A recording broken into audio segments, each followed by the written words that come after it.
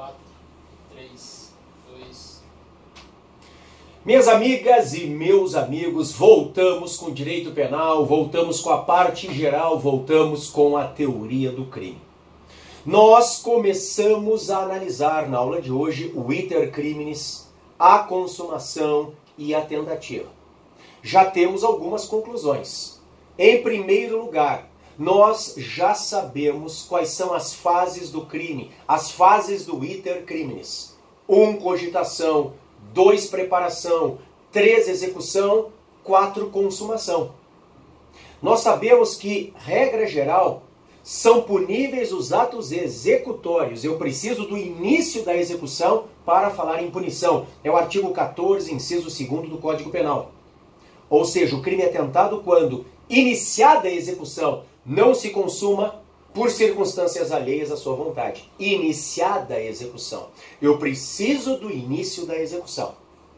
Há aquelas exceções quando se punem atos preparatórios, sobretudo quando o ato preparatório é um crime autônomo. Nós vimos as exceções, vimos inclusive o artigo 5º da Lei de Terrorismo. Bom, depois, eu te falei da consumação. Eu te falei, por exemplo, que no crime material, a consumação pressupõe o resultado naturalístico. Mas no crime formal, a consumação pressupõe a prática da conduta. Eu te falei que a consumação de um crime omissivo próprio se dá com a abstenção do comportamento devido. Mas a consumação de um crime omissivo impróprio, ou comissivo por omissão, pressupõe a produção do resultado naturalístico. Eu te falei dos elementos da tentativa.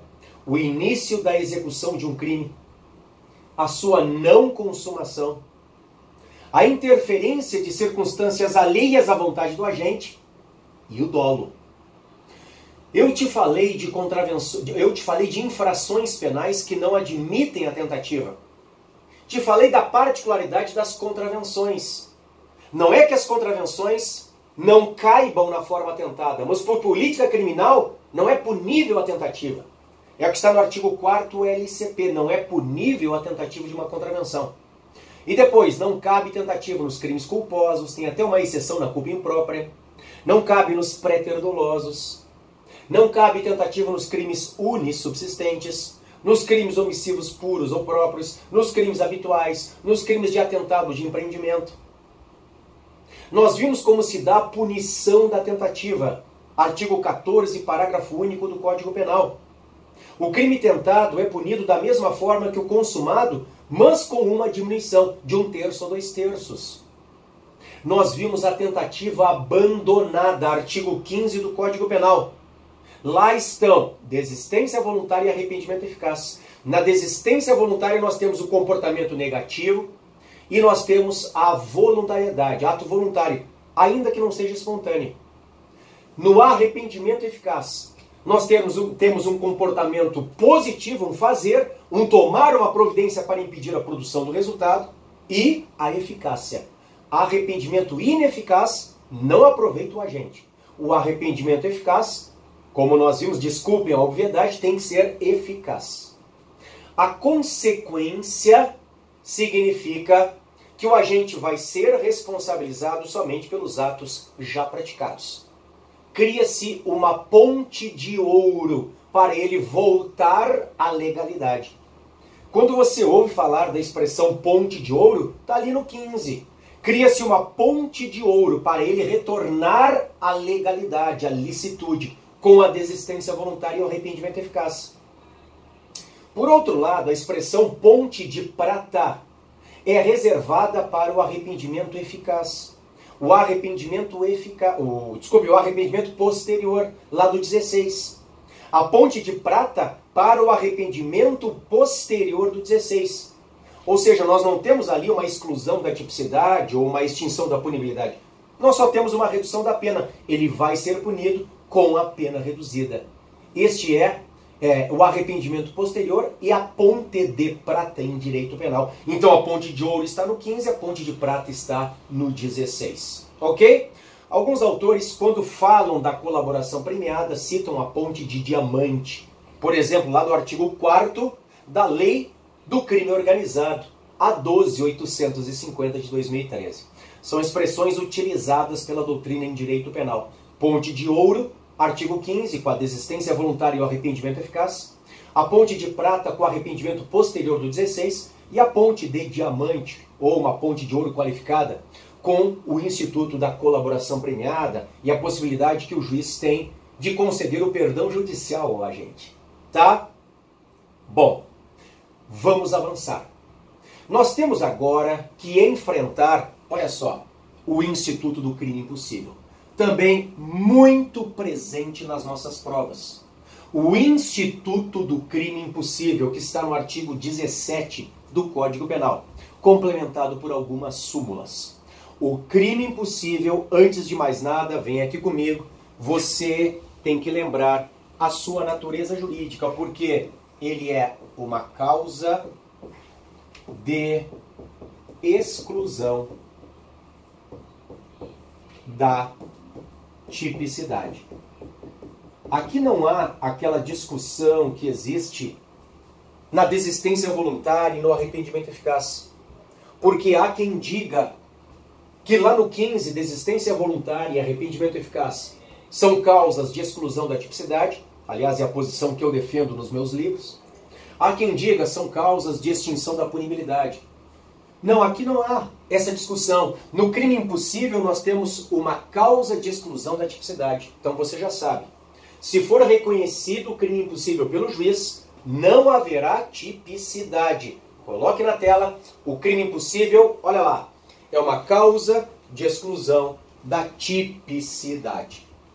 Bom, vamos agora analisar o que diz o Código Penal no seu artigo 17. O artigo 17 do Código Penal diz: não se pune a tentativa quando, por ineficácia absoluta do meio, ou por absoluta impropriedade do objeto, é impossível consumar-se o crime. E eu repito aqui embaixo, estamos diante de uma causa de exclusão da tipicidade. Bom, muito cuidado com esse comecinho, não se pune, né? Não se pune a tentativa. Veja que o legislador, ele dá a entender que nós estaríamos diante de uma causa de extinção da punibilidade, não se pune. Ledo é engano. Isso é pegadinha de prova. Embora a lei fale não se pune, não se trata de extinção da punibilidade, mas sim, coloca na tela, de exclusão da tipicidade. O crime impossível é uma causa de exclusão da tipicidade. Tá? Bom, aqui no 17 nós temos duas hipóteses. A ineficácia absoluta do meio e a absoluta impropriedade do objeto. Pessoal, duas das três hipóteses de crime impossível. Mas, professor, se há duas aqui no 17, onde é que está a terceira? A terceira está numa súmula do STF. Eu já te mostro, é a súmula 145, é a súmula do flagrante preparado ou provocado.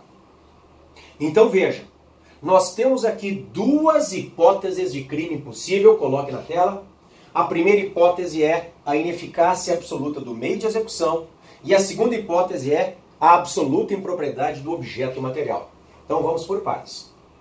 Nós temos que enfrentar as hipóteses do crime impossível, tanto em relação à questão do meio, quanto em relação à questão do objeto. Vem comigo. Olha só. Hipóteses de crime impossível.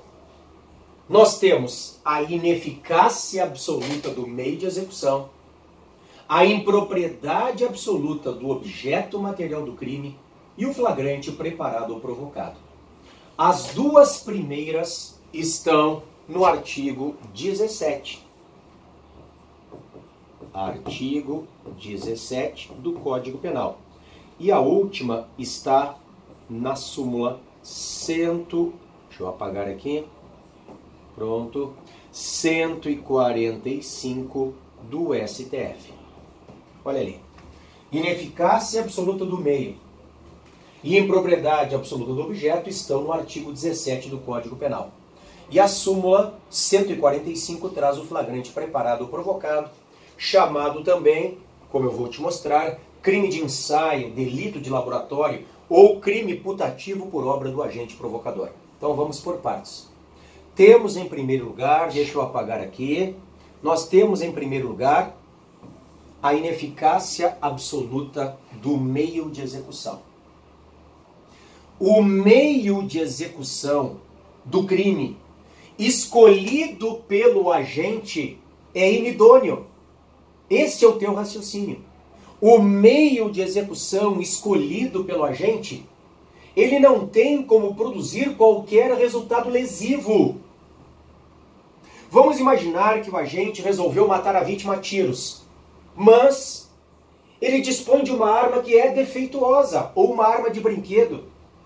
Isto é crime impossível, porque o meio de execução é absolutamente ineficaz, é inidôneo.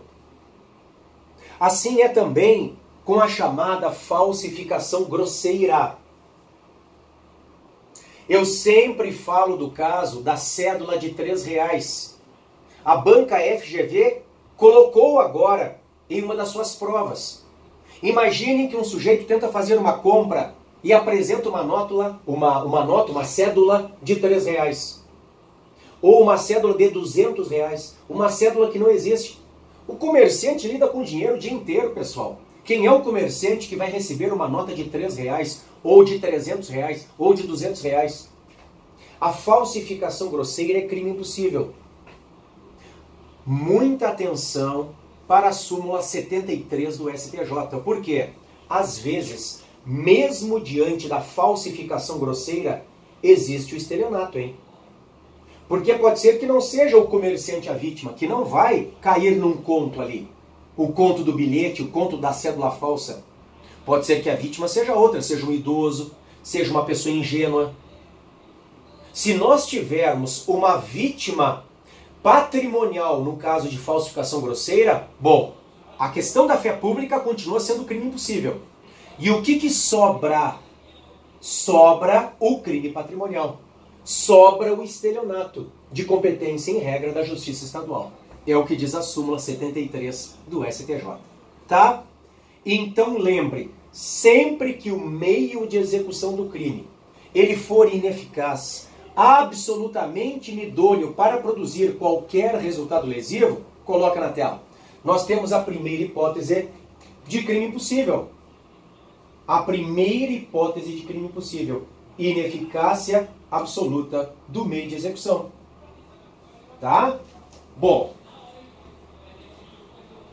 Depois, nós temos a segunda hipótese. A segunda hipótese que diz respeito à impropriedade absoluta do objeto material do crime. Pessoal, objeto material do crime é a coisa ou a pessoa sobre a qual recai a conduta criminosa. Isto é objeto material do crime. A pessoa ou a coisa sobre a qual recai a conduta criminosa. Então nós temos aqui uma segunda hipótese de crime impossível. Sabem quando? Quando não existe o objeto material. Coloca na tela para mim, olha lá. Impropriedade absoluta do objeto material do crime. Ou seja, este objeto material, ele não existe. Ele não existe. Pense comigo, por exemplo, na moça que acha que está grávida. Ela acha que está grávida e ela acaba ingerindo um remédio abortivo. Neste caso, não há feto, porque ela na verdade não está, ela acha que está, mas só atrasou a sua menstruação. E ela acaba praticando um ato de aborto ali, ingerindo um remédio abortivo. Mas se não há feto a ser abortado, é crime impossível. É a mesma hipótese que cai tanto nas provas do famoso ato de, aspas, matar o morto. Matar o morto. Pense comigo, o matador de aluguel. O matador de aluguel vai até a casa da vítima para eliminá-la. Ele vê uma janela aberta, ele entra na casa, vai pé por pé, ele escuta, a TV está ligada, vai até a sala e vê a vítima no sofá. Se aproxima, vê que a vítima está com os olhos fechados E ele pensa, tá cochilando no sofá. Beleza, facilitou meu trabalho, né? Pum! Tiro na cabeça. Tiro na cabeça. O que acontece? Quando o corpo da vítima é analisado, é periciado pelo médico legista, no exame de necropsia, na autópsia, se constata que antes dos tiros, a vítima estava morta. Ela teve um ataque fulminante do coração. A vítima já estava morta. Neste caso, não há homicídio. Não há objeto material do crime. O crime de homicídio é matar alguém. Alguém é pessoa viva. Não existe matar morto. Então nós temos crime impossível. Coloca na tela para mim. Pela impropriedade absoluta do objeto material. Estas são as duas hipóteses que estão no artigo 17 do Código Penal. Então veja, você tem ineficácia do meio absoluta, ou você tem impropriedade do objeto absoluta também. Cuidado, porque se a ineficácia for relativa ou a impropriedade for relativa, aí haverá tentativa do crime de furto, hein? Haverá tentativa do crime de homicídio. Haverá tentativa do crime de assalto. Uma coisa é, a arma está estragada. Eu quero matar a tiros. Crime impossível. Outra coisa é, a arma está estragada, eu quero assaltar. Bom, a arma pode ser até de brinquedo. Ela pode configurar uma grave ameaça que é o meio idôneo para o assalto. Não vai haver aumento da pena do roubo, mas o roubo simples haverá. Outra coisa, nós temos a questão do furto. Furto, impropriedade absoluta do objeto. Uma coisa é, a vítima não porta valores. O batedor de carteiras põe a mão no bolso da vítima, põe a mão na bolsa da vítima, não tem nada, porque a vítima não porta valores. Crime impossível. Outra coisa é, ele errou o bolso. Se ele errou o bolso, ele botou a mão no bolso esquerdo e o dinheiro está no direito, ele botou a mão no bolso de trás e o dinheiro está no bolso da frente, aí nós teríamos tentativa. Veja, só haverá crime impossível se esta impropriedade do objeto for absoluta. Se for relativa, no caso ele errou o bolso, haverá tentativa. Tá? Vem comigo. Depois nós temos o flagrante preparado ou provocado, chamado também de crime de ensaio, delito de laboratório, de crime putativo por obra do agente provocador. Aqui, a polícia ou um particular acaba montando uma armadilha, ao mesmo tempo em que toma providências para impedir a produção do resultado. A polícia ou um particular. Eu sempre friso particular porque a súmula só fala na polícia. Mas isto pode ocorrer também, vem comigo, no caso do particular. Olha aqui. Está na tela a súmula 145 do STF, abre aspas. Não há crime quando a preparação do flagrante pela polícia torna impossível a sua consumação. Só que esta mesma ideia, a mesma inteligência da súmula pode ser usada no caso do particular. Por exemplo, eu estou desconfiado do meu empregado. Eu acho que ele está furtando da minha empresa. O que eu faço? Eu deixo uma isca, eu deixo uns dólares em cima da mesa e fico escondido, cuidando. Ponho uma câmerazinha escondida e fico cuidando pelo monitor na outra peça. Quando o meu funcionário chega, olha para o lado, ele vê que não tem ninguém, vai alcançar o dinheiro, eu entro correndo. Tá preso! Flagrante! Eu montei uma armadilha, ao mesmo tempo em que eu tomei providências para impedir a consumação do crime. Põe na tela, isto para o STF, olha lá, é crime impossível. Este é o famoso flagrante preparado, ou flagrante provocado, ou crime de ensaio, ou delito de laboratório, ou crime putativo por obra do agente provocador. Põe na tela, diz assim, olhem de novo. Não há crime quando a preparação do flagrante pela polícia torna impossível a sua consumação. Tá? Bom, esta é uma súmula dos tribunais superiores, esta é do STF, que eu queria que soubessem. Mas, olha aqui. Nós temos ainda a súmula 567. Esta aqui, pessoal, ela vai falar da questão dos furtos em estabelecimentos que são monitorados por câmeras. Estabelecimentos que têm seguranças, que se comunicam pelos rádios, que seguem os passos do furtador dentro do supermercado, por exemplo. Esta súmula diz respeito àquelas lojas que têm os alarmes nas entradas e saídas e que tocam, apitam quando o sujeito passa com a mercadoria. A pergunta é, esta monitoração, este monitoramento eletrônico é crime impossível? Resposta, não. Tudo isso, todo esse aparato de câmeras, alarmes, vigilantes, tudo isso dificulta o furto, mas não o impossibilita. Põe na tela, abre aspas. Sistema de vigilância realizado por monitoramento eletrônico ou por existência de segurança no interior de estabelecimento comercial, por si só, não torna impossível a configuração do crime de furto. Fecha aspas. Então lembre, a súmula do STJ 567 nos diz que não há crime impossível. Nesta vigilância eletrônica por câmeras, seguranças, alarmes, não existe crime impossível. Dificulta-se o furto? Sim, mas não se impossibilita o furto. Não é crime impossível. Combinado? Na tela, por favor, vamos ver como isso está caindo. Olha lá. FCC, Cefaz Santa Catarina, Auditor Fiscal da Receita, 2018, diz assim. À luz do que dispõe o ordenamento penal brasileiro. Letra A. O agente que desiste de forma voluntária de prosseguir na execução do crime ou impede que o resultado se produza, terá sua pena reduzida de 1 a 2/3. Não. Qual é o erro da letra A? A letra A está falando do 15, né? Da desistência voluntária, quando ele desiste de prosseguir na execução, ou do arrependimento eficaz, quando ele toma providências para impedir que o resultado se produza. Qual é a consequência? É o finalzinho do 15. Ele só responde pelos atos já praticados. Põe na tela. E a letra A, de forma errada, fala diminui a pena de 1 a 2/3. Letra B. O arrependimento posterior nos crimes cometidos sem violência ou grave ameaça à pessoa deve ocorrer até o oferecimento da denúncia ou da queixa. Olha o erro da B. Eu te disse anteriormente, nos blocos anteriores.